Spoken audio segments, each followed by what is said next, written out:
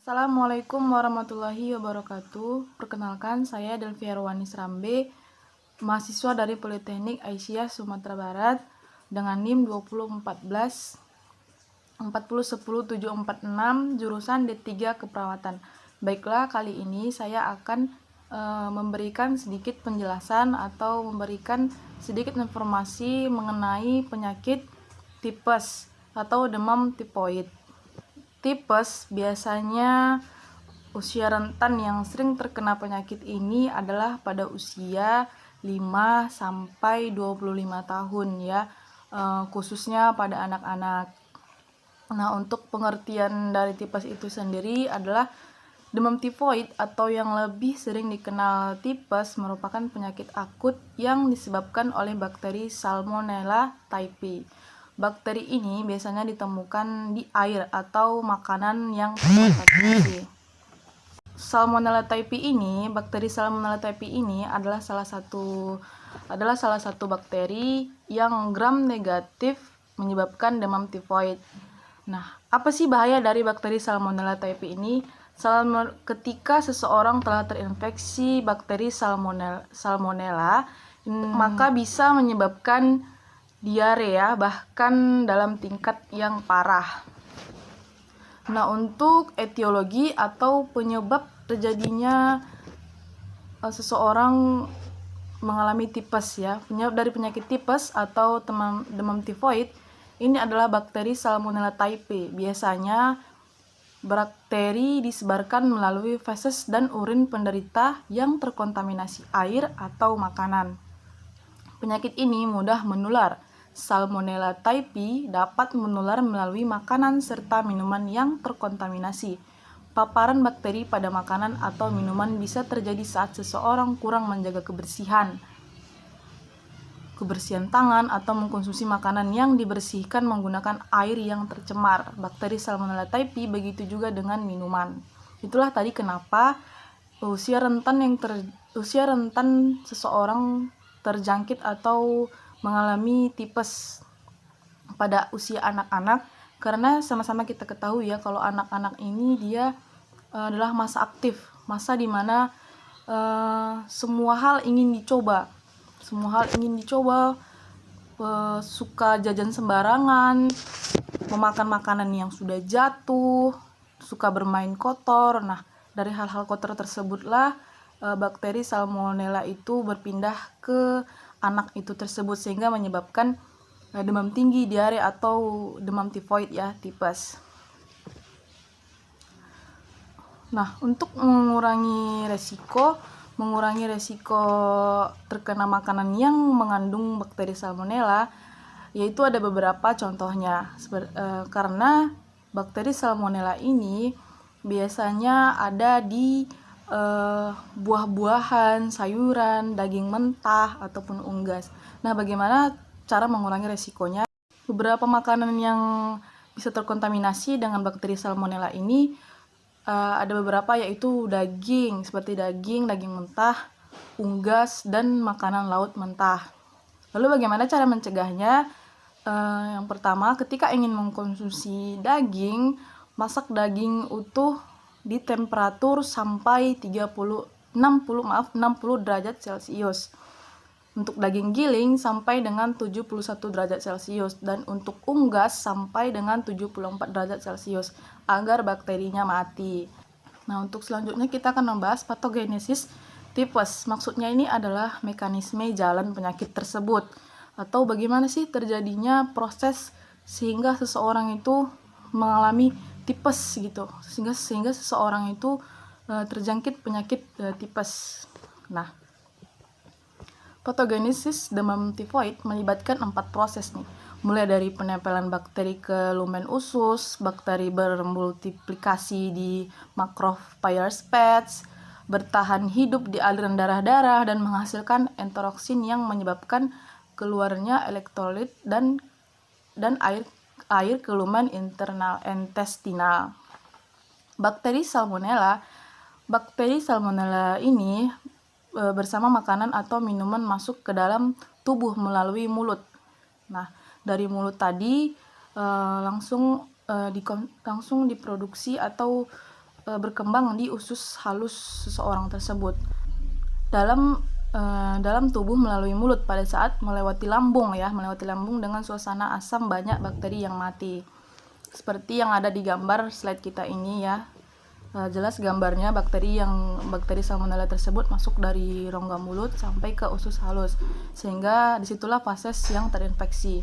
Bakteri penyebab demam tifoid menginfeksi saluran cerna dan menyebabkan menyebar ke orang lain melalui feses yang terinfeksi. Nah, untuk pencegahannya, yang pertama yaitu menjaga kebersihan. Sebenarnya yang utama ini adalah menjaga kebersihan ya, karena setiap bakteri jahat itu datangnya dari yang kotor-kotor. Nah, maka dari itu yang pertama adalah kita menjaga kebersihan baik diri sendiri maupun lingkungan ya, untuk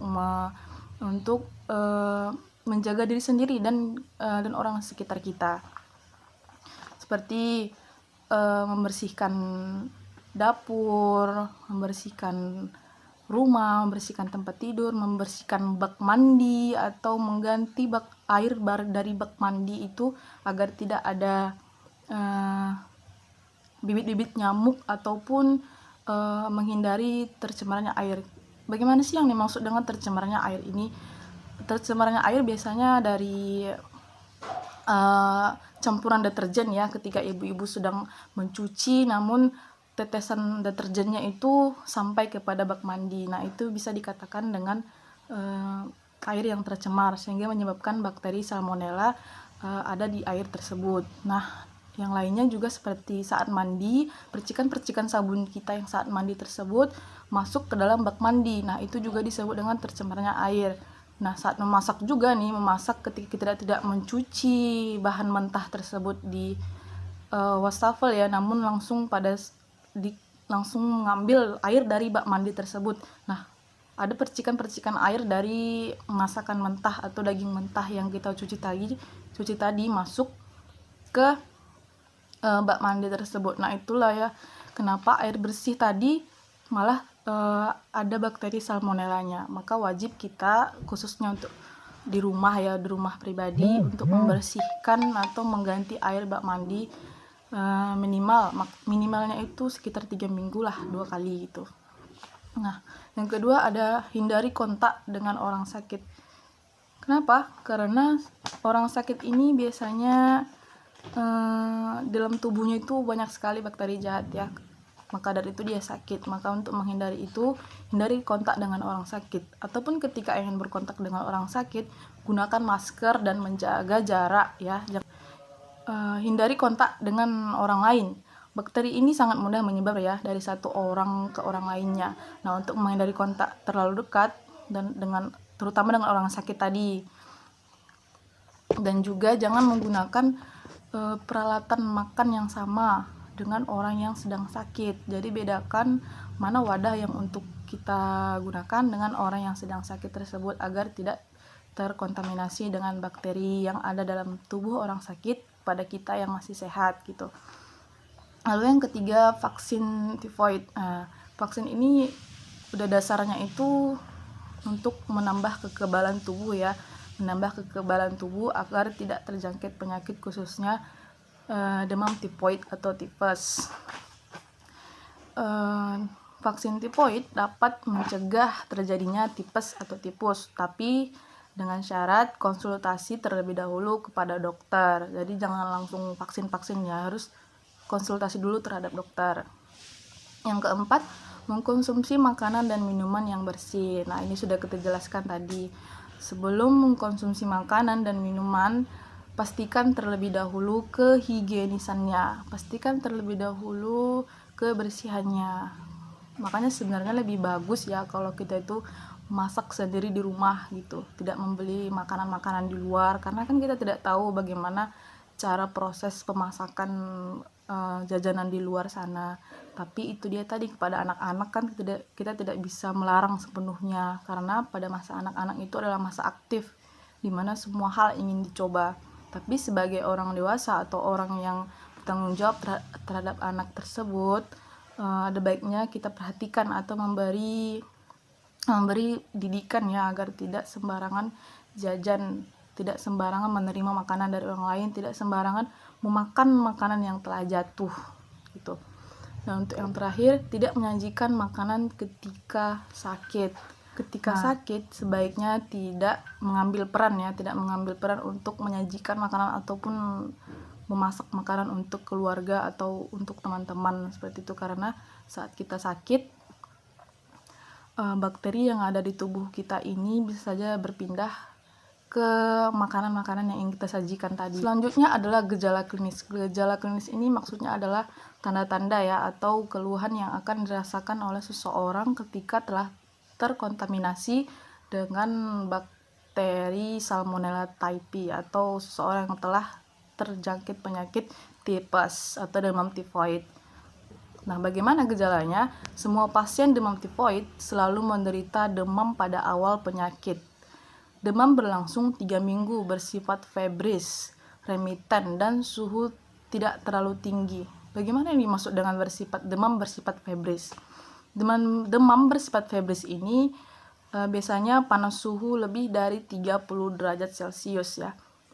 Nah, untuk yang remiten yaitu suhu tubuh dapat turun setiap harinya. Jadi suhu tubuhnya itu turun setiap harinya tapi tidak mencapai suhu normal tubuh. Biasanya hanya turun dari 2-3 derajat Celcius saja. Pada awalnya, suhu meningkat secara bertahap, menyerupai anak tangga selama 2-7 hari. Lebih tinggi pada sore dan malam hari, tetapi demam bisa pula mendadak tinggi. Dalam minggu kedua, penderita akan terus menetap dalam keadaan demam, mulai menurun secara tajam pada minggu ketiga dan mencapai normal kembali pada minggu keempat. Nah, ketika tubuh kita atau orang lain atau keluarga yang telah demam lebih dari 3 hari atau sudah sampai 3 hari, maka sebaiknya dibawa ke rumah sakit untuk ditangani lebih lanjut. Nah, mungkin itu saja tadi sedikit penjelasan mengenai penyakit tifus yang sering terjadi di daerah masyarakat, terutama di lingkungan keluarga kita.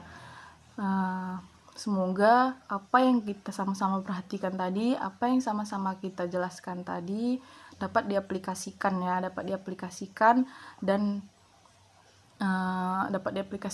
dapat diingat, terutama untuk menjaga kebersihan terlebih dahulu. Itu adalah kuncinya.